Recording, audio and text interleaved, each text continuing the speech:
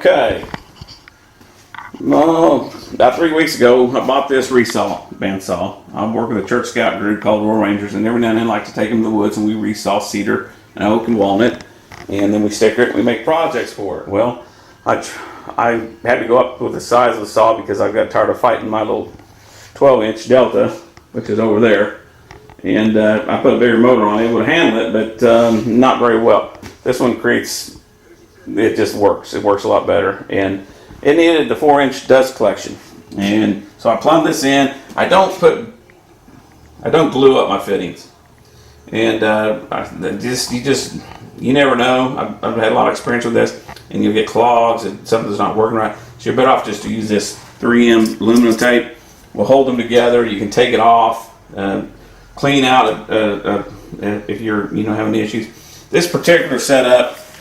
A lot of times they'll put a Y above it where it's at a 90 degree, and this will cause you to build up dust, whereas this is set up to where it's not going to build up dust, just from my experience. I mean, I may be educated about that. I've seen some of the guys put in a piece of plastic pipe in here and run the blade into it from like this and have, where it's going on both sides of it, but I don't know. I've done quite a bit of cutting to make that box, and there's a little dust. I can handle a little dust. But anyway, the whole purpose for the resaw was I wanted to do that, and of course it's going to create quite a bit of dust.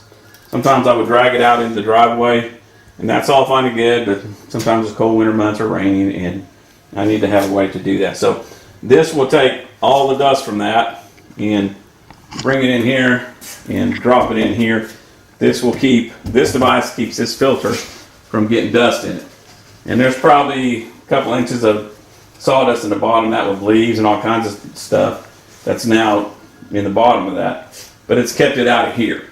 So I don't much care to change out the filters on the shop vacs or those because it's a dirty, nasty job. That's an old Delta 1-horse. It's designed to do the dust collection for like one machine. I've had it for like 15, 20 years. And all I did is just took the mobile base off of it, which is right here. It's got the casters and pretty light duty. And anyway, I took it off and I just bolted it. I kept the motor rotation, the horizontal shaft of the motor in the factory spec. I don't, if you get a motor and you mount it vertically, the bearings may not be designed for that. So I kept that at the spec on that and just basically bolted or screw this down into this, screw this down real well, screw that down into it, and put fender washers on it, and it'll hold for a long time. And then up here at the top part, I just put a 90-degree elbow, comes straight down, attach this with a bungee just to hold it in place, and this is just a 2-piece plywood with a slot in it and screws in it, and this you can easily just unscrew them and pop that out if you need to. The pipe here doesn't fit in this very well. All I did is cut it with a bandsaw, put a kerf in about 1.5 inches, heated it with a torch or a heat gun, and put a service clamp, something like this, around it and drew it in. And then after I got hot, it drew it in, and then I put some cold water, and it stayed the shape of that. So that was really easy to put that on there.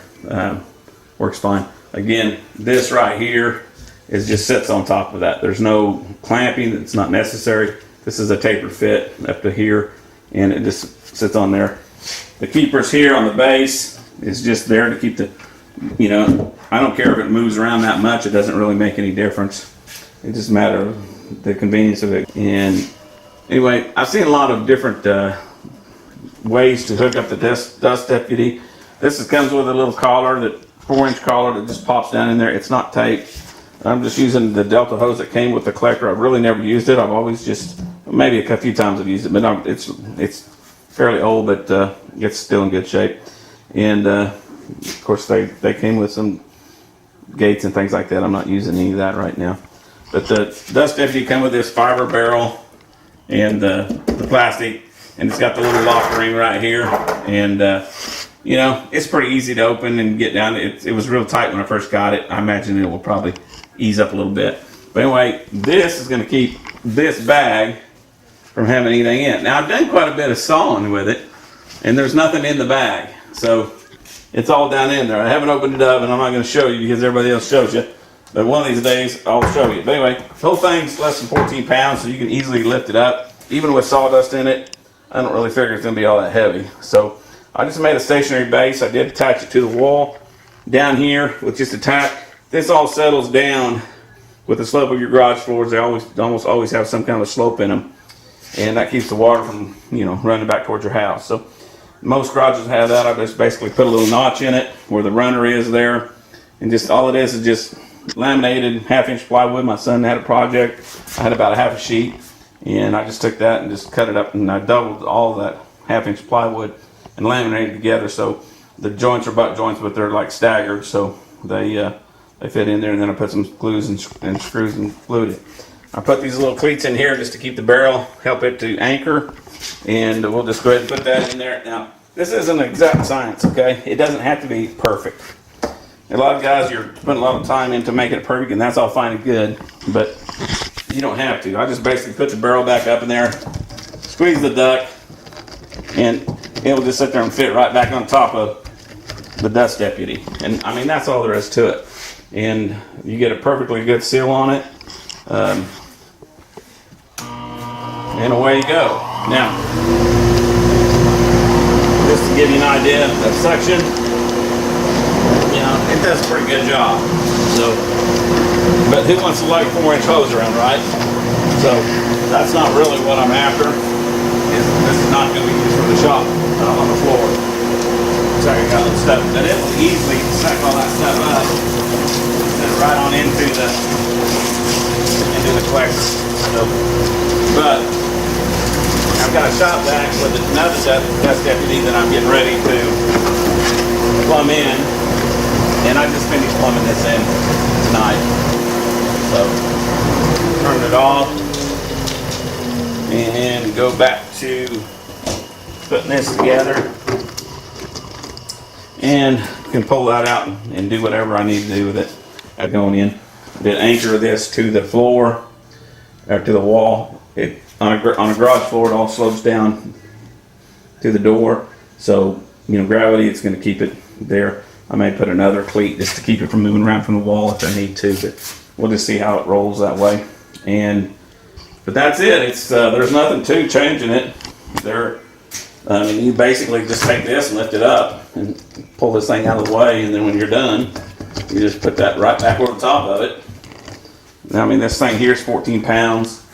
That could come off real easy if you need to. It's really easy just to pop it off, lift it up off the ground, set it down, and then go empty it. So that's what the design is for, and that's kind of how that works. Now, as far as shop cleanup, that's the 4-inch part, okay? The rest of my tools don't need a 4-inch part. I've got a planer, but it doesn't really have a dust hood.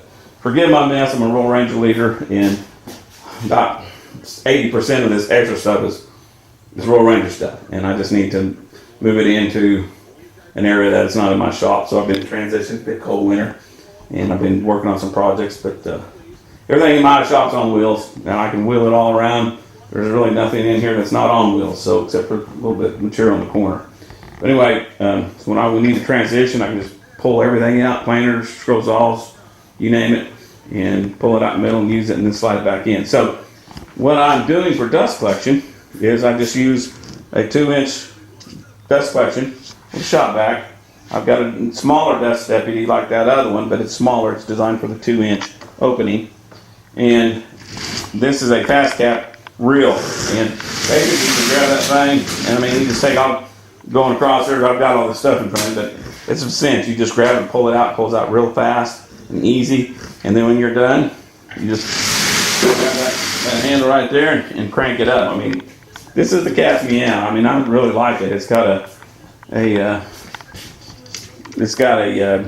kind of a vacuum bearing that's in here. Just 2 pieces of plastic. That's just the way that I held this in there. All I did is just use an elbow and cut a little notch with the fender washers, and that keeps it up nice and tight. I'm going to be plumbing in, like I said, the dust deputy over here, and I don't know, I really got room right in here to put that in here, so that may go right there, and we'll get that working and going. But this right here, I can't make it for what they sold it to me. I ordered it online. It took me about an hour to put it together. It was all pre-cut, everything lined up and bolted. And them folks at Fast Cap, they got some pretty good ideas. So I did put a Harbor Freight cheapo switch, about $13 switch, because this one burnt out. And instead of throwing it away, I just thought, well, I'll keep it. And I got 2 or 3 of these old shop vacs that the switches are out. So that's a workaround. All it is just plugs into that, and it plugs into electricity. So it's a sweet little work. Harbor Freight has them. Okay, that's my dust collection set up. And so there you have it. And the dust deputy. You had to fire it up.